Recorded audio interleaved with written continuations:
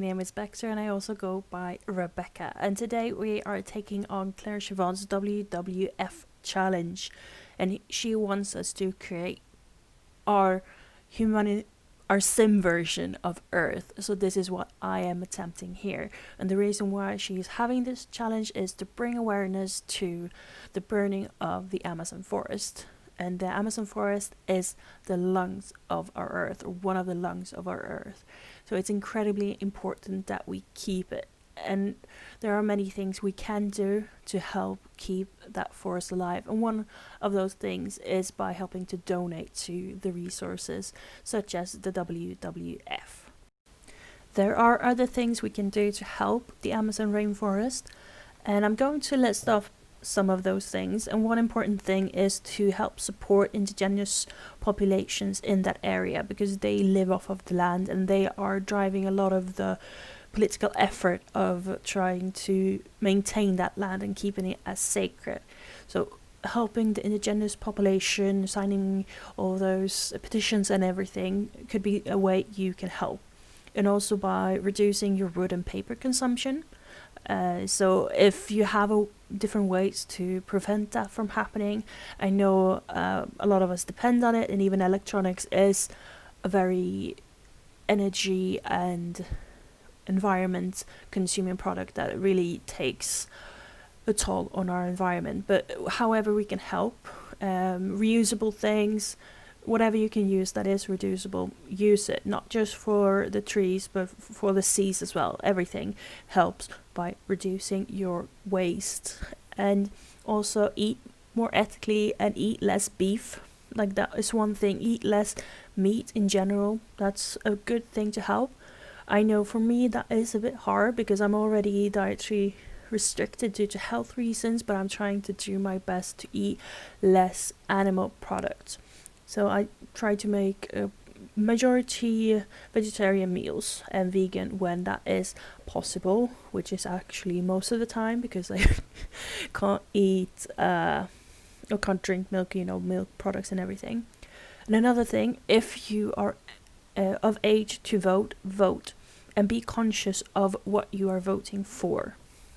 The political parties and everything that they are doing for the environment. Now, if you are in Northern Europe like me, it doesn't feel like what you decide here has much of an impact of what happens in, say, Brazil, where most of the rainforest, Amazon rainforest, is.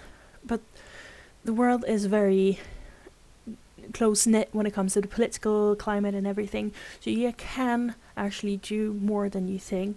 So look into what the political parties you are voting for, what they actually stand for. Now, if you are in a country like the United States where your choice is limited, I understand that sometimes you're between a rock and a hard place, but do what you can. Vote for the delegates and for Senate and everything to mirror your beliefs as close as possible. But the biggest thing is to challenge the corporations. Now, it is them. They are the biggest thieves when it comes to the Amazon rainforest and the environment in general. We as consumers, we can do everything that we want, but as long as these huge corporations continue to live off the land and do all of these things, take advantage of our water resources and everything, there's little we can do to actually change it. And that is so sad. It makes me very sad and makes me feel hopeless a lot of the time. But that is where we have to get political, even in our consumption habits. So that's just the things I have to say about it.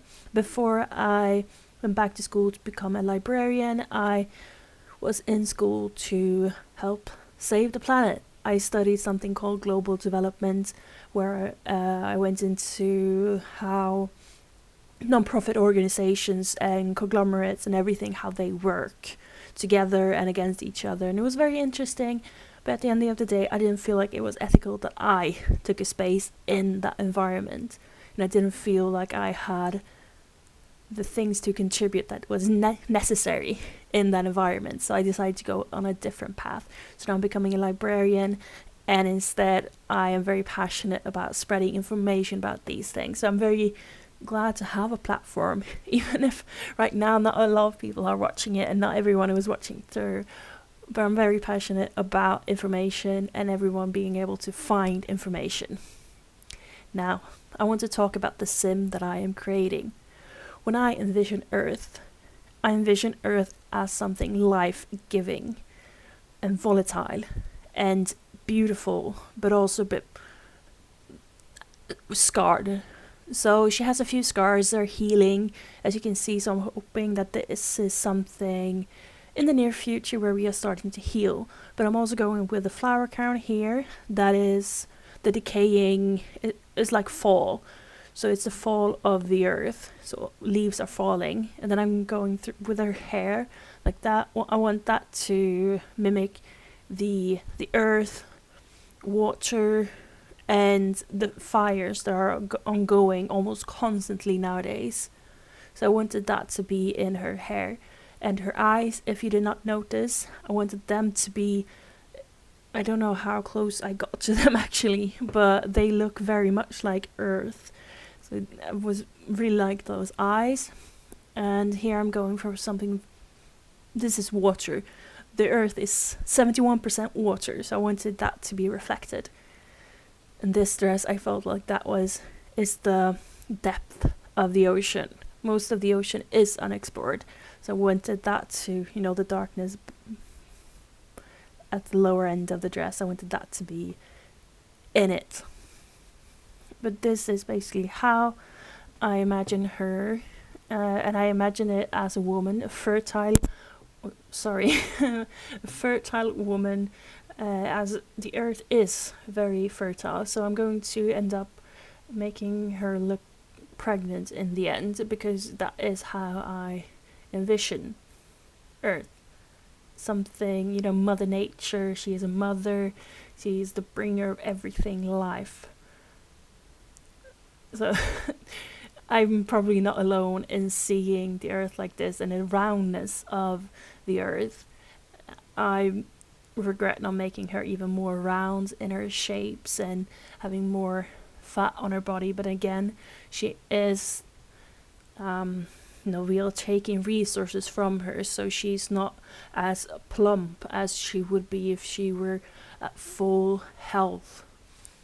So this is someone we have to nourish and someone we have to protect, because they are, or she is here, the bringer of the next generation, not just of humans, but of everything on Earth.